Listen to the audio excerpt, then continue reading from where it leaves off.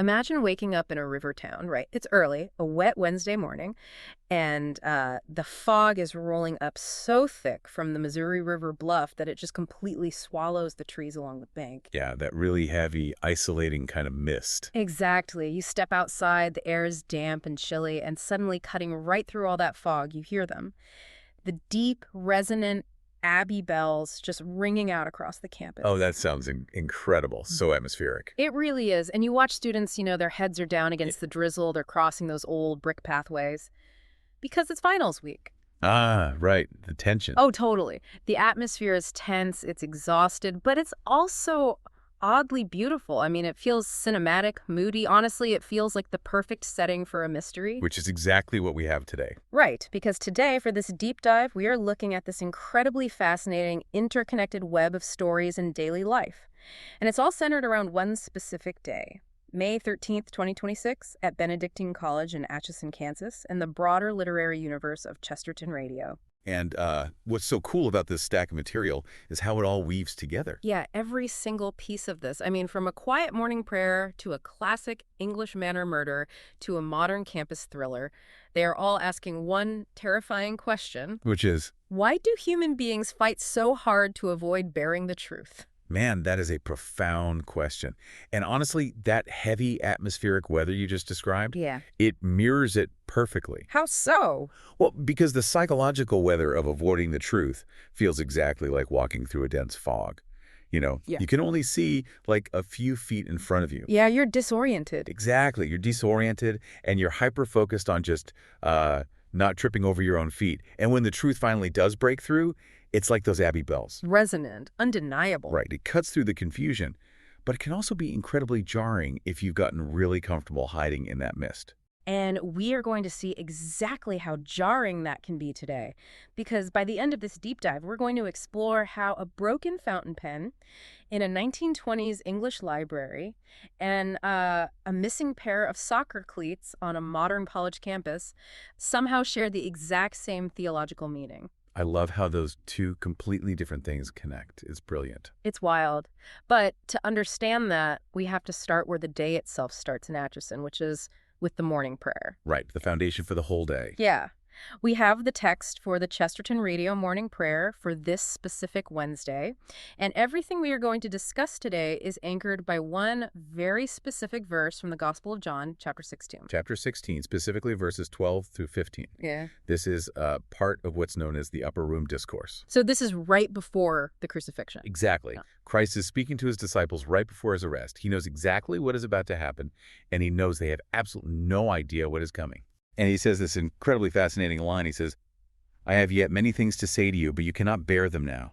You cannot bear them now. That word, bear, it's doing a lot of heavy lifting there. It really is. Because usually when you and I think about not being able to bear something, we think of a physical weight, right? Like a heavy box or, a piece of furniture we can't lift. But here, the weight is information. The weight is truth. Precisely. And the meditation accompanying this morning prayer breaks down this paradox in a really beautiful way. What does it say? Well, it states, the truth is often too large for us, not because it is vague, but because it is solid. Wow. Okay, that completely upends how modern society views truth. Oh, absolutely. We often think of truth as this airy, abstract, philosophical concept that you just kind of float around and debate. But the text argues that truth actually has density. It has mass. Wait, let me wrap my head around that. Because the analogy the text uses to explain this mass is super striking. It says that modern man imagines truth should be instant, blunt, and total. But God's truth isn't a brick thrown through the window. It is sunrise. Think about the contrast there. A brick thrown through a window is violent. Very. Right. It shatters your defenses, it invades your living space abruptly, and it just leaves a dangerous mess of broken glass everywhere. Yeah, and the brick might technically be a real brick. I mean, it is a true physical object. but its delivery mechanism is just pure destruction. That feels incredibly relevant to how we communicate today. Oh man, if you're listening to this and you're scrolling on your phone right now, think about how you process your news feeds. We live in a culture that is absolutely obsessed with the truth bomb. We really do. We equate bluntness with honesty. Exactly.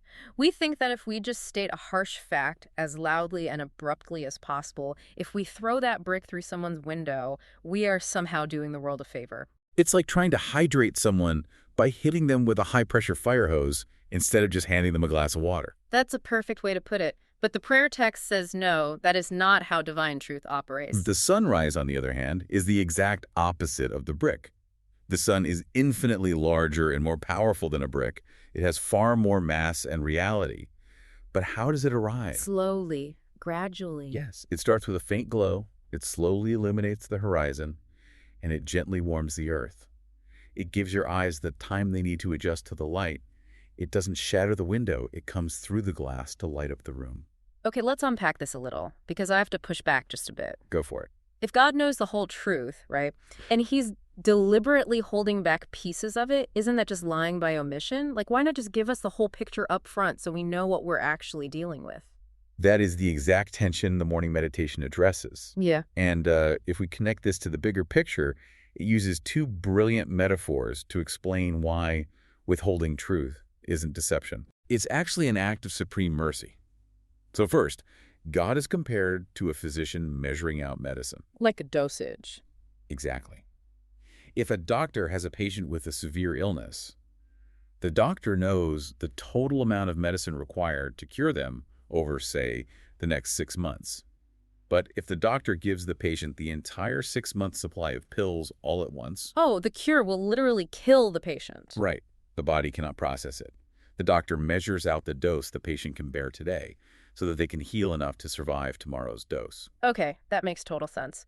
The limitation isn't in the medicine itself. The limitation is in the patient's capacity to digest it. Exactly. And the second metaphor builds on that. It's about a father who knows a child can't carry a whole house simply because they are destined to inherit it. Oh, I like that one. You don't hand a 5-year-old the deed to a massive estate and say, good luck managing the property taxes and the plumbing. Right. You give them a small room to clean. You give them what their shoulders can bear at that specific stage of their development. And this brings us to a total, radical redefinition of a word we throw around constantly, but honestly, rarely understand. Humility. Humility, yes. The meditation argues that humility is not the enemy of knowledge, nor is it some kind of willful ignorance. Humility is actually the doorway to knowledge. Because the proud man is the one who demands the entire map before he will take a single step. He wants total certainty up front, which, as we just discussed with the medicine, would actually crush him. Yeah. But the humble man takes the next step into the fog because he trusts the guide. Which requires an immense amount of patience. It requires you to sit in that highly uncomfortable, vulnerable space of not knowing everything immediately. And what's really fascinating is that we can actually see this search for foundational truth, this desire for order in the midst of uncertainty, playing out in the real-world events from the Benedictine College campus announcements for that exact same week. We really do. Yeah. The campus calendar isn't just, a dry list of administrative tasks. It is a reflection of the intellectual and spiritual life of the community. Yeah, give us an example. Well, the gospel reading talks about the Spirit of Truth, the Holy Ghost, coming to teach all truth. And right there in the campus announcements, we see that a faculty member, Dr. Edward Mulholland, has had a poem selected for a chapbook. Oh, right. The poem is titled Septiformis Munere, which translates to Sevenfold in Gift.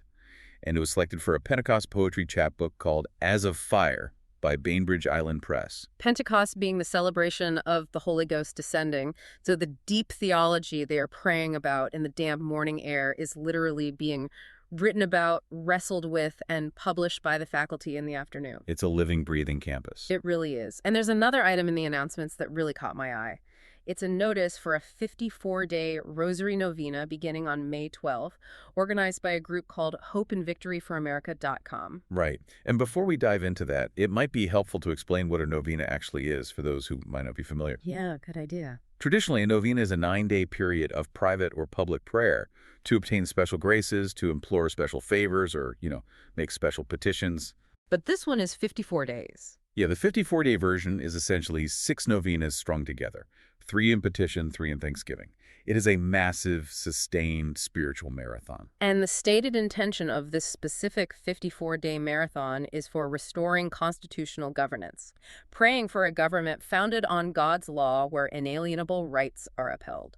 And regardless of where anyone falls on the political spectrum, you look at groups organizing these massive, nearly 2-month-long prayer campaigns, and it highlights something fundamental. Yeah, just looking at the sheer human element of it impartially, it shows this intense cultural hunger for a solid foundation. People are looking for a baseline. Exactly. When people feel like the ground is shifting beneath their feet, when they feel like truth has become entirely subjective or weaponized, they naturally reach for something transcendent. Right, because the daily news cycle isn't giving them that anchor. Exactly. They embark on these grueling 54-day prayer cycles because they are recognizing that society needs an anchor, a truth larger and older than just the latest political argument. It's that fundamental human hunger for the sun to rise and burn off the fog. But as the morning prayer just warned us, wanting the truth and actually being able to bear the truth when it arrives are two very different things. Oh yeah, that tension between seeking the truth and surviving it is where things get incredibly dangerous. Which brings us to the first piece of fiction broadcast that morning on Chesterton Radio, a new Father Brown story called, appropriately enough, The Man Who Could Not Bear the Truth. And Father Brown is arguably the greatest literary detective for this specific theme. Why do you say that? Because, unlike Sherlock Holmes, who is primarily concerned with the mechanical puzzle of how a murder happened. Not the physics of the footprint or the ash? Right. Father Brown is concerned with the spiritual puzzle of why the soul of the murderer broke down. He looks at a crime scene as a manifestation of a theological crisis. And the setup for this theological crisis is just a pure classic mystery trope. So we are transported to St. Bertram's on the Wold. What a name. I know, right? It's this quintessential, slightly decaying English village with a gray stone church, ancient tilted gravestones, and a looming manor house called Vale Court. Setting the mood perfectly. Oh, absolutely. And we are introduced to our victim, Sir Adrian Vale. He is a wealthy, tyrannical scholar of patristics. And we should probably define patristics here because it's completely central to his character. Go ahead. Patristics is the study of the early Christian writers who are designated church fathers. It requires a meticulous, almost obsessive attention to historical accuracy, ancient Greek and Latin texts, and the precise formulation of early dogma. So he's not just a casual reader. No, not at all. Sir Adrian has built his entire reputation, his whole identity, on being the ultimate, infallible defender of historical truth. He's a man who demands absolute perfection and exactitude from everyone around him. He sounds exhausting to live with. Very much so. And naturally, this infallible defender of truth is found dead in his own library. It's a classic locked room mystery setup. Which is a brilliant subgenre of detective fiction, where a crime is committed under seemingly impossible circumstances. Like a victim found dead in a room locked from the inside, with no obvious way for the killer to have escaped. Right. It forces the detective and us as the audience to look past the obvious physical boundaries and rethink the entire sequence of events. Exactly. So we are in the library. Sir Adrian is sitting perfectly upright in a heavy, high-backed leather chair. He's wearing a black velvet smoking jacket, and there is absolutely no sign of a struggle in the room. The books are untouched. The rugs are straight. It's all pristine. Yeah. The only anomaly is a tiny, almost invisible puncture wound on his neck. And Dr. Mallow, the local physician who gets called to the scene, immediately suspects a poisoned injection. And the crime scene itself is almost comically overstuffed with clues. It's as if someone took a megaphone and yelled, "Look over here." Yeah, what's on the desk? On the heavy oak desk in front of Sir Adrian, there is a glass of brandy, a sealed envelope, a broken fountain pen, and an open Bible. And the envelope. The envelope contains a letter, written in black ink and signed by Sir Adrian himself, explicitly stating that if he is found dead, his nephew, Philip Vale, is the culprit. Wow. It's a framing masterpiece. Because Philip is the absolutely perfect suspect, we learn that Philip is deeply in debt. He desperately needs his inheritance. Furthermore, Philip and Sir Adrian had a massive, incredibly public screaming match about money and legacy just the night before in front of the servants. Oh, that's bad. It gets worse. The nail in the coffin is that Philip is known to possess a hypodermic syringe. Yes, Philip is a veteran who uses morphia to treat a lingering, painful war wound. In the 1920s, The medical understanding and regulation of morphia was very different, and the veteran self-administering for chronic pain wasn't entirely uncommon. But it certainly provided the physical means for a lethal injection. Exactly. And the police inspector, a man named Harker, actually signs Philip's syringe in Philip's own bedroom. Inspector Harker looks at this entire tableau, the letter, the motive, the syringe, the argument, and he basically says, "Case closed. Tell the magistrate we're done here." It is almost too neat. Way too neat. But thankfully, Father Brown happens to be in the village preaching a parish retreat. In fact, he had just preached his morning sermon on that exact gospel verse from John. You cannot bear them now, right before the body was discovered. Talk about timing. Seriously. And Father Brown steps into that library and immediately notices the tiny discordant notes in the symphony. Let's break down Father Brown's observations, because this is where his genius truly shines. He doesn't look at the obvious letter. He looks at the margins of the scene. What does he see? First, he notes that the Bible on the desk isn't just open randomly. It is open to the Gospel of John, chapter 16, verse 12, the exact verse about not being able to bear the truth. And it has been deliberately underlined. Okay, that's not a coincidence. Not at all. Second, he wanders over to the cold fireplace and spots something the police ignored entirely. A tiny, partially burnt curl of parchment. But the clue that completely shatters Inspector Harker's neat little timeline is the fountain pen. And this is where I need you to explain the physics of this deduction to me. Sure. So Adrian was notoriously fastidious, right? He only ever used a specific type of black ink. The accusation letter against Philip is written in that exact black ink, and it is undoubtedly Sir Adrian's signature. But the pen lying next to the letter on the desk is snapped clean in half. This is where Father Brown's understanding of human psychology intersects with physical evidence. Inspector Harker assumes Philip came in, injected his uncle, and then, in a panic, snapped the pen. Seems plausible at first glance. It does. But Father Brown asks a better question. Why would a murderer do that? A murderer doesn't gently and carefully place their victim upright in a chair, thoughtfully arrange a Bible open to a specific verse, neatly place a framing letter on the blotter, and then randomly decide to snap a fountain pen in half. Ah, yeah. It violates the emotional logic of the scene. Exactly. If you are panicked enough to break a pen, you are too panicked to stage a perfect locked room tableau. But wait, couldn't Philip have just snapped the pen in a physical struggle with his uncle before the injection? He could have, but there were no ink splatters. If you snap a full fountain pen during a violent struggle, ink goes everywhere. On the hands, on the velvet jacket, on the desk. But the break was clean, and the ink was contained. So what does that mean? It leads Father Brown to a staggering conclusion. The murderer didn't break the pen. Sir Adrian broke his own pen. Wait, why on earth would an obsessive archivist break his own writing instrument? Because it wouldn't write. Someone had deliberately tampered with the nib or emptied the reservoir. Sir Adrian sat down, intending to write something completely different. When the pen failed, he, being an impatient and easily angered tyrant, pressed down too hard in frustration and snapped it. Oh, wow. Which completely changes the timeline. Yes. If the pen was broken before he died, then the letter accusing Philip could not have been written at the time of death. He couldn't have written a pristine letter with a broken pen. Exactly.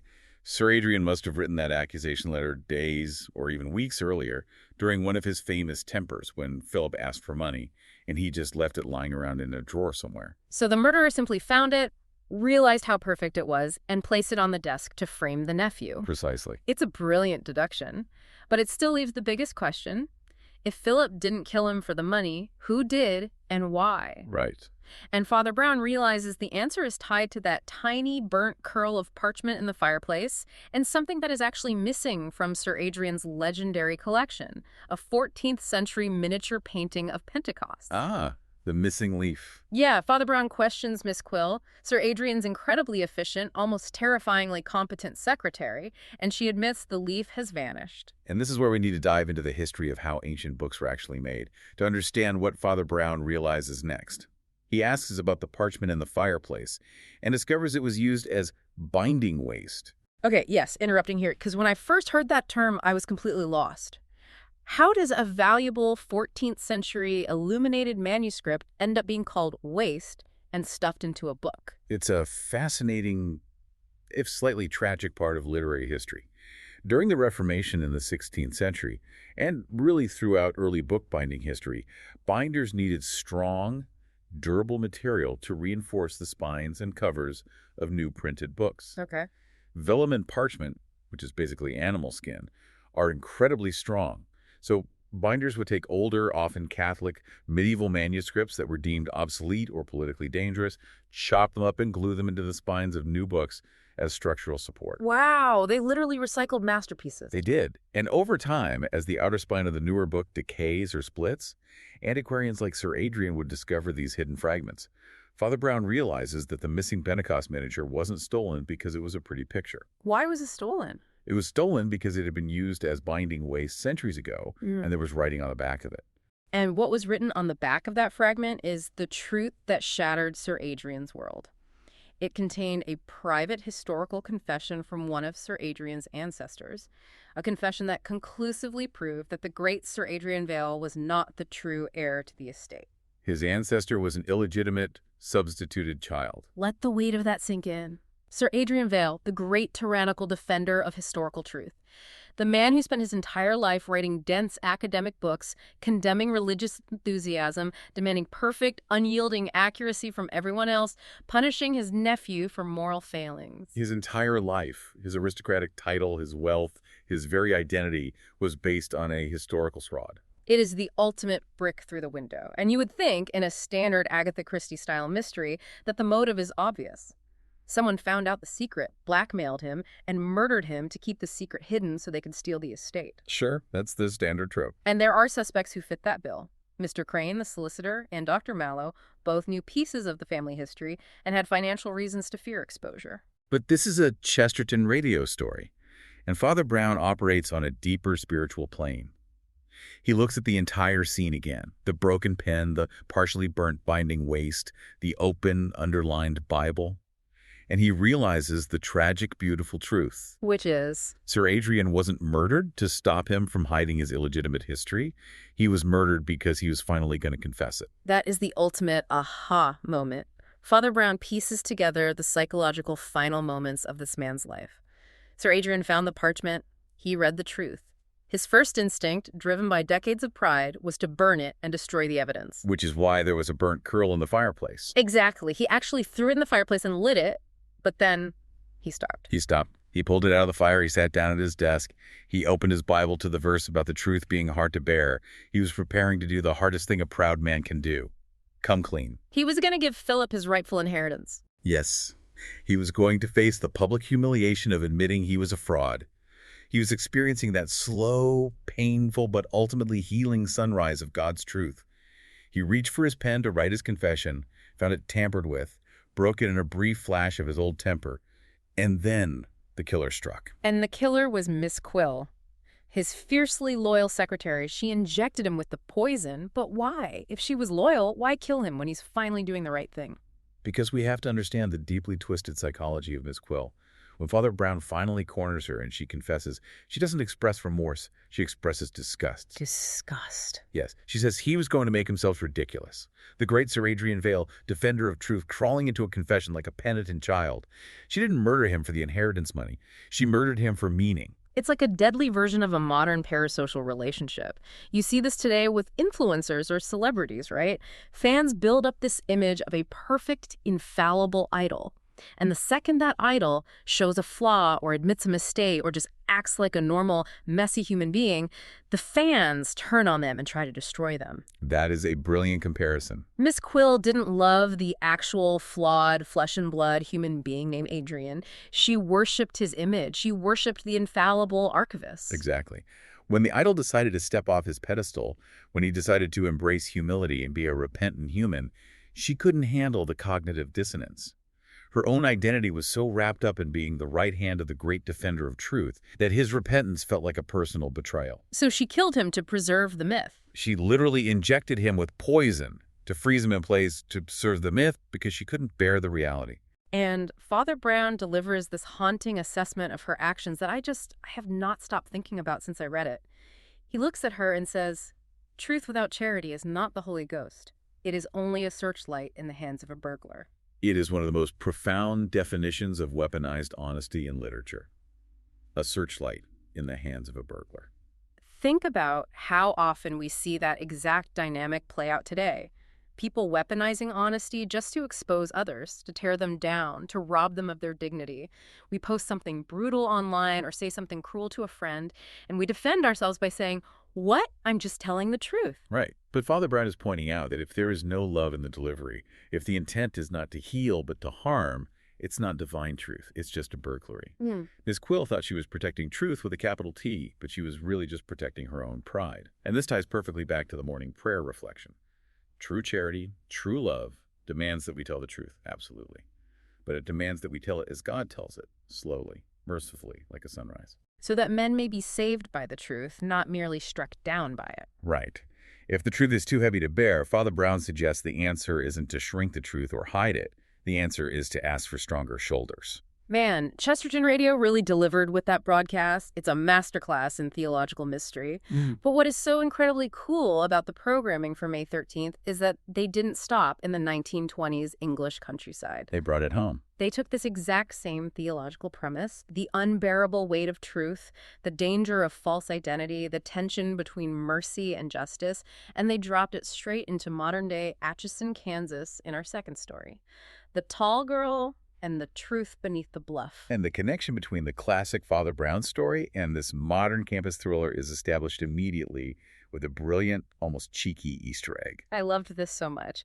The murder victim in this modern story at Benedictine College is a man named Professor Adrian Vale. The exact same name as the victim in the Father Brown story. Right. And he has the exact same kind of severe archives-obsessed personality, just living a century later and dealing with digital databases instead of vellum manuscripts. It's a wonderful nod to the listener, but it also serves a structural purpose.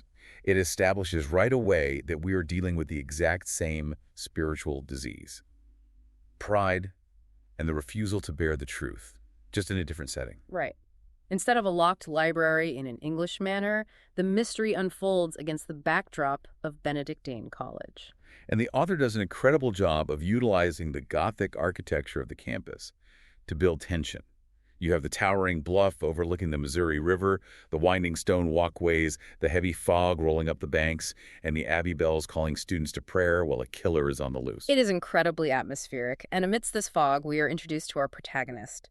She is a freshman on the dance team, and throughout the story, she is known only as the Tall Girl. Just the Tall Girl. Yep. She is naturally observant. As a dancer, she pays attention to space and movement. She notices things just a fraction of a second too long. And one foggy Wednesday morning, right outside the Abbey church, she sees something that should be impossible. Another student walking through the mist who looks exactly like her. The doppelganger. It is one of the oldest and most unsettling tropes in psychological thriller literature. Seeing an exact physical copy of yourself immediately threatens your sense of unique identity. It creates a profound dissonance. And this other girl, whose name we later learn is Eleanor, isn't just randomly walking around campus. She seems to be deliberately studying the Tall Girl. The Tall Girl catches Eleanor watching her from the balcony during a dance rehearsal in the rec center. But the Tall Girl isn't facing this alone. She has an older sister, and I have to say, this might be my favorite character in the entire Chesterton Radio universe. Oh, absolutely. She is simply known as the Keeper. She is the legendary senior soccer goalkeeper for the Benedictine women's team. And the story explicitly contrasts how these two sisters view the world based on their physical disciplines. The Tall Girl, the dancer, notices details and aesthetics, but the Keeper notices intention. We really need to dive deeply into the biomechanics of why that matters. The story introduces a concept called false motion. Okay, explain false motion. A goalkeeper survives entirely by reading deception. When a striker's running up to take a penalty kick, the goalkeeper can't wait to see where the ball goes. By then, it's too late. Yeah, that makes sense. The keeper has to read the kinetic chain of the striker's body before the foot even strikes the ball. They have to look for the false motion. The shoulder that dips a fraction of a second too early, the plant foot that points slightly the wrong way to disguise the angle of the hips. The keeper makes a living out of knowing when a human being is lying with their body. It's like having a superpower to spot a poker tell, but applied to full body movement. And that specific skill becomes absolutely crucial when the inciting incident happens. The murder. Right. Professor Adrian Vale is found dead. He has bled out at the bottom of the steep stone stairs outside the Special Collections Archive in the library. A gruesome scene. Very. The campus goes into an immediate lockdown panic. The rumor mill, which is already vicious on a small college campus, kicks into overdrive. And suddenly, multiple students and staff come forward, claiming they saw the tall girl standing menacingly under the stone archway at the top of the stairs right after they heard the scream. But the keeper was there in the quad. She saw the shadowy figure standing under the archway in the fog, and she knows with absolute certainty that it wasn't her sister. How does she know? When the campus police are trying to piece it together, the keeper explains exactly how. She didn't see the face clearly, but she read the motion as the figure ran away. She tells her sister that the girl under the arch moved in beats. Yes. She says she moved like a dancer trying not to look like a dancer. Exactly. Think about the kinetic chain again. A trained dancer has a very specific center of gravity, a natural turnout of the feet, and a fluidity of movement. The figure under the arch was taking short, staccato, careful steps, moving in deliberate beats to disguise her natural stride. Ah, okay. The keeper knows that the real tall girl uses a full, sweeping stride when she runs. The person under the arch was someone mimicking the tall girl's appearance, but actively trying to suppress their own physical habits. It was Eleanor. She had studied the tall girl at the dance rehearsal specifically to learn how to mimic her, and then deliberately altered her gait to create confusion at the crime scene. Brilliant false motion. And when the detective is questioning the tall girl about all these eyewitnesses claiming they saw her, she delivers this line that just stops you in your tracks. She says, "Most people don't look, they recognize a shape and call it knowledge." That is a devastating critique of how we process information, not just in a mystery, but in daily life. We rely heavily on cognitive shortcuts.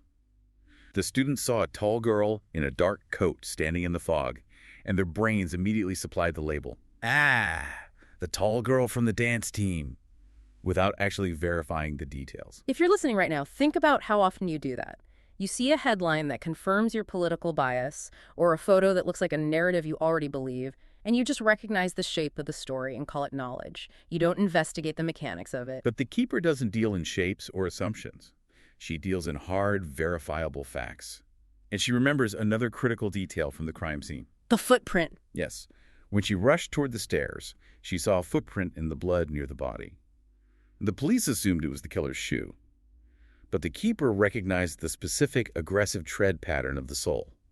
It was a soccer cleat. But not just any cleat. They were her cleats. The keeper's own customized cleats that had been stolen from her locker in the athletic facility a week prior. Which completely shifts the entire investigation and blows the framing wide open. Eleanor, the doppelganger, doesn't move like an athlete. She moves like a dancer.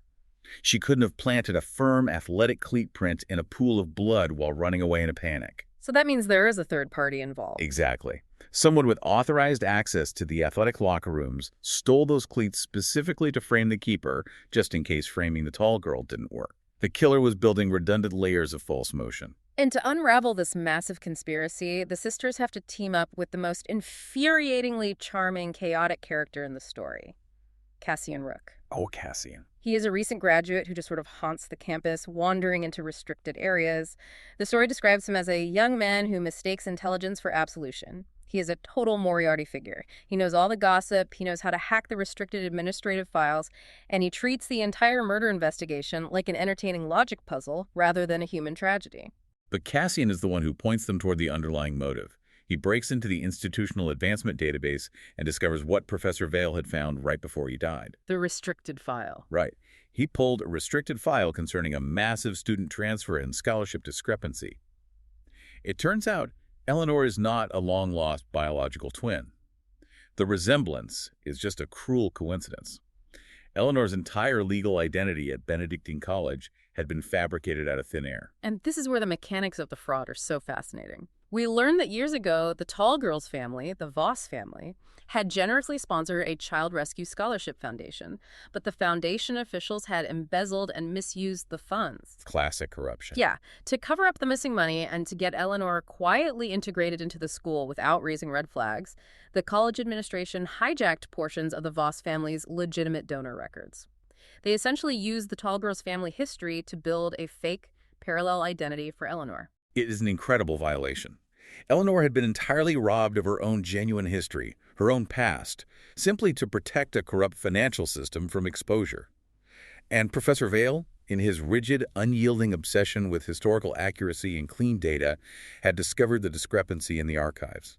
And he was going to expose the entire fraud to the Board of Trustees right after morning prayer. But he didn't make it. He was pushed down the stairs by the architect of the cover-up, Dr. Hallberg, the Vice President for Institutional Advancement. Dr. Hallberg is the quintessential, polished, smiling, polite, and completely ruthless institutional administrator. He is the guy whose only moral compass is the protection of the college's brand and the stability of the donor network. If a truth threatens the institution, the truth must be eliminated. But I have to ask, why go to all this trouble? What do you mean? If Dr. Hallberg discovered that Foundation officials were stealing money, why not just fire them? Call the police and deal with the PR fallout. Why construct this elaborate, insane fake identity for a student? Because Dr. Hallberg suffers from the exact same pride we discussed in the morning prayer. He believes he is the savior of the institution. He believes that the donors and the students are too fragile to handle the scandal. He doesn't trust the community to survive the truth, so he takes it upon himself to manage reality for them. And this leads to the climax in the bell tower room, which is one of the most intense philosophical confrontations I've read in a long time. They finally corner Hallberg, and he doesn't break down and cry. He tries to justify the murder and the fraud. And what does he say? He actually quotes the gospel verse from that morning. It is a genuinely chilling moment. He looks down at these young women, trapped in this stone tower, and he says with total sincerity, "There are truths young women cannot bear." Wow. He literally uses the words of Christ to justify a brutal murder and the psychological destruction of Eleanor's identity. He claims he is being merciful. He claims he is protecting the innocent students and the Holy College from a scandal that would ruin them. It is the ultimate demonic perversion of the morning prayer reflection. Let's look at the contrast. God withholds truth like a loving physician, measuring medicine, pacing it out so the patient can heal and eventually understand. God's goal is ultimate revelation. Exactly. Hallberg, on the other hand, withholds truth to protect his own power and his own comfort out of sheer cowardice. His goal is permanent concealment. And the keeper delivers an absolutely epic response that shatters his twisted theology. She steps right up to him, entirely unintimidated, and says, "No, there are truths guilty men cannot survive." Gives me chills just thinking about it. She completely dismantles his fake morality. He isn't protecting the innocent, he's protecting his own guilt.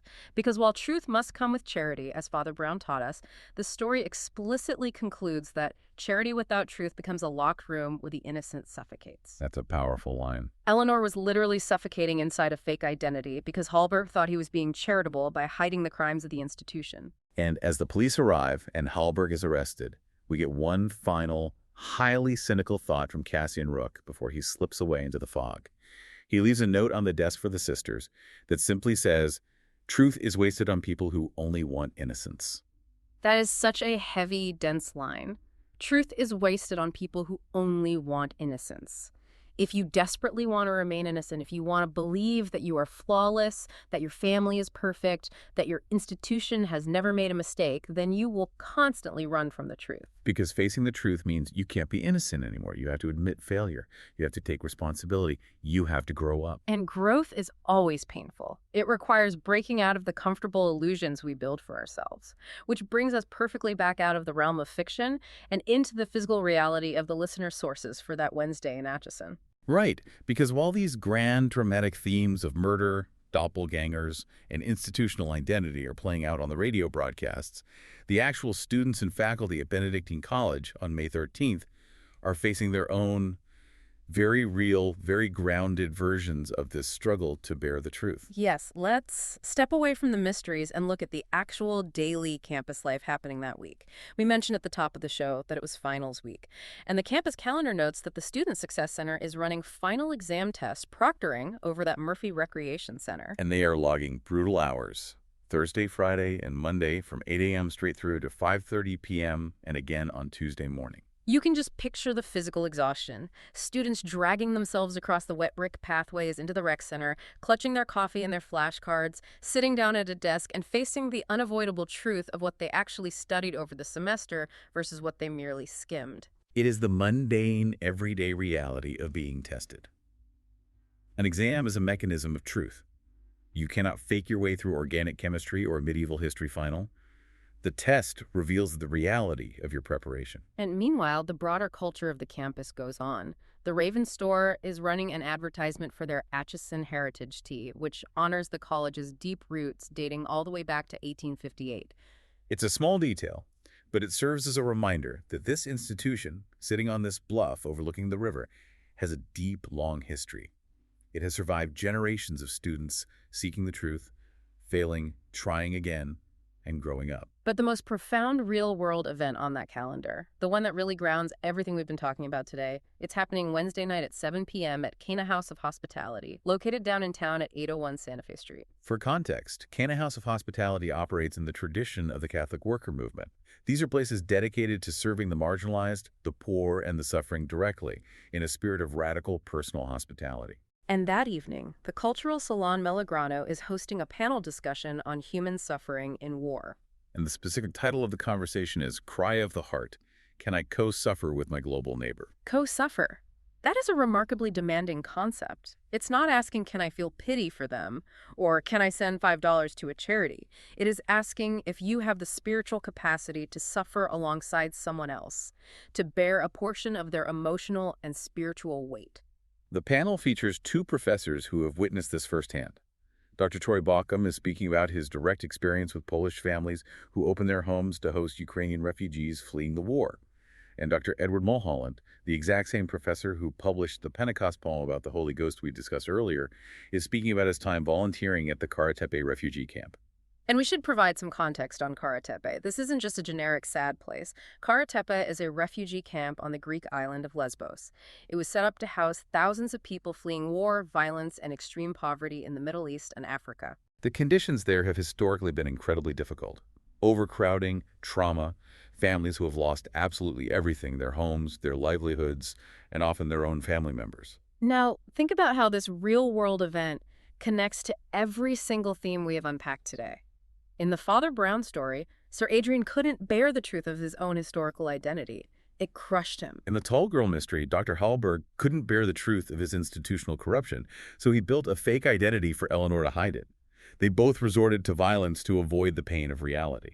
But this real-world panel on Santa Fe Street is asking students to do the exact opposite. How so? It's asking them to look directly, without flinching, at the brutal reality of global violence, displacement, and trauma. To look at human beings who have been entirely stripped of their histories and homes, much like Eleanor was stripped of hers in the fiction. It is asking 19- and 20-year-old college students sitting in relative safety and peace in Kansas to actively bear the truth of massive human suffering. And crucially, it's asking them not just to acknowledge it as an abstract intellectual political problem, but to co-suffer, to allow the reality of that pain to enter their own hearts. And as the morning prayer taught us at the very beginning of the day, you cannot do that through pride. You cannot bear the immense weight of global suffering if you think you're going to solve it instantly with a clever social media post, a hashtag, or a burst of righteous anger. Right. If you try to absorb the full devastating reality of a refugee camp all at once, if you take it as a brick through the window, it will absolutely break you. It leads straight to nihilism and despair. You'll just shut down. To bear that kind of profound, agonizing truth, you need the slow dawn. You need the spirit of truth, the septiformis munere, to give you the quiet, enduring strength of faith. You need to ask, as Father Brown advised Miss Quill, not for a smaller, easier truth to look at, but for stronger shoulders to bear the real one. It beautifully synthesizes the intellectual and the spiritual mission of the campus. A true college education isn't just about passing your finals in the Murphy Rec Center so you can get a degree and get a job.